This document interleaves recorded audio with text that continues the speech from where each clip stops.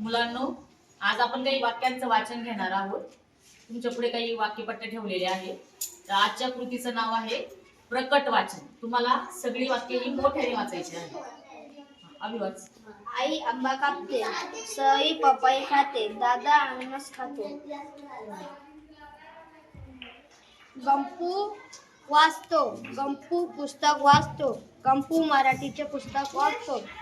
कपिला गाय आहे, कपिला गाय गोठ्यात आहे, कपिला गाय गोठ्यात बसली आहे. मला मांजर आवडते, पतंग आकाशात उडतो. ही वही आहे, हत्ती मोठा प्राणी आहे. ही मुलगी आहे, फूल सुंदर आहे, पान हिरवे असते. मला फुगा आवडतो, राम ग्रंथ वाचतो.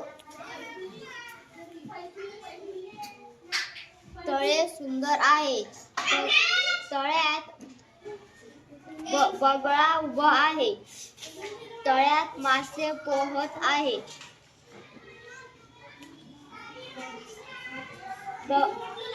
गंपू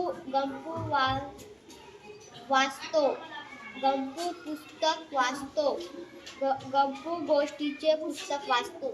छान.